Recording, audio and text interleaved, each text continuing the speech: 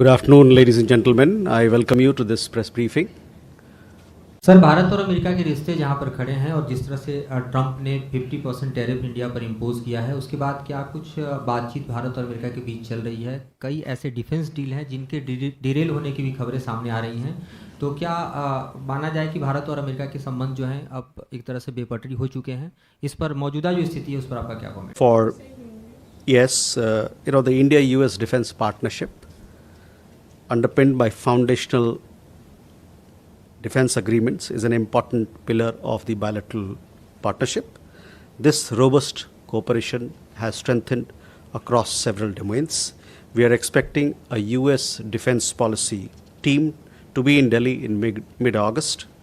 The 21st edition of the joint military exercise Yuddha Abhyas is also expected to take place later this month in Alaska. Both sides remain engaged to convene the 2+2 intersessional meeting at the working level towards the end of this month. As far as the question of defense acquisition is concerned, the procurement processes continue as per established procedures. So there have been 3 such incidents in last 1 week, 2 in Ireland, 1 in Canada, where people of Indian origin or Indian nationals for that matter have been attacked.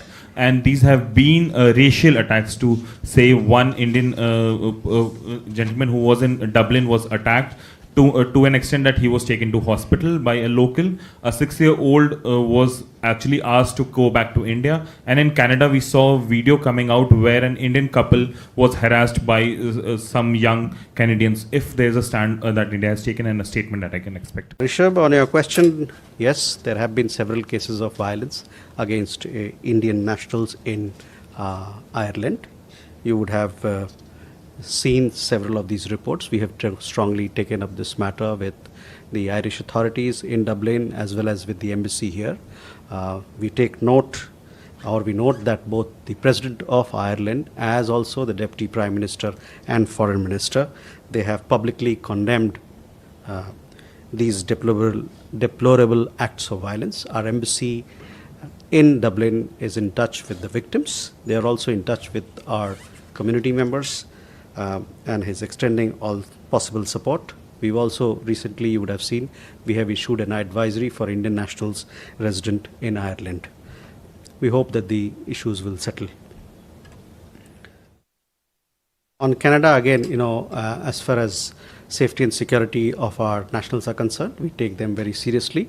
Our mission as well as our consulates, they are in close touch with the community members, and as and when there's an issue which needs to be flagged as far as security is concerned, we take it to the local law enforcement authorities for appropriate action. So there are reports floating that China and India are now moving on, resuming talks with regards to border trade, which includes India importing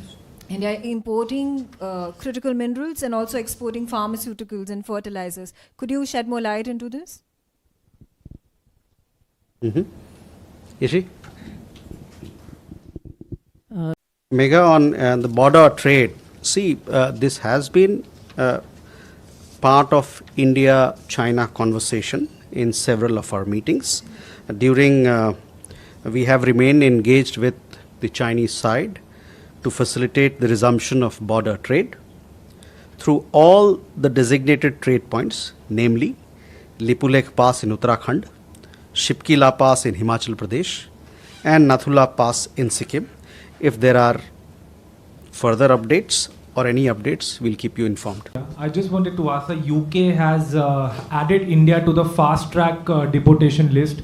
However, there has been no update about the status of the Indian fugitives who have gone missing in UK. So what is your take on it? Yes, we have seen that some new regulations have been undertaken in the UK. India and the UK, we are together working to promote skilled migration, to promote legal migration, even as we work together to curb illegal migration.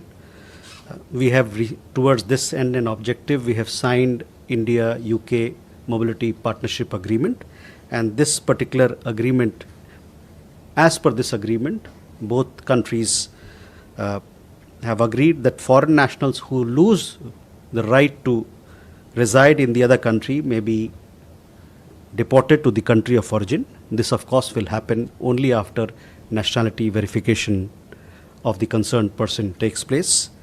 In this new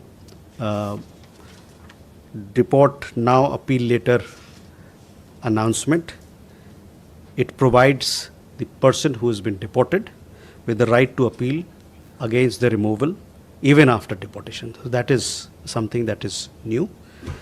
As far as your questions regarding the person whom are wanted, we are pursuing those matters through appropriate channels. So, what's your expectation from the Alaska summit between President Putin and President Donald Trump?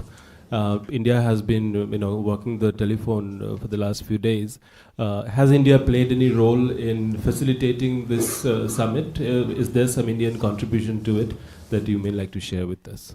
So, on the, you would have seen a statement. We did issue a statement welcoming the understanding reached between the United States and the Russian Federation for a meeting in Alaska on 15th August. This meeting holds the promise, as we had said, of bringing to an end the ongoing conflict in Ukraine and opening up the prospects for peace. As Prime Minister has said, Narendra Modi has said before on several occasions, this is not an era of war. India therefore endorses the upcoming summit. So we are endorsing the upcoming summit meeting and stands ready to support these efforts.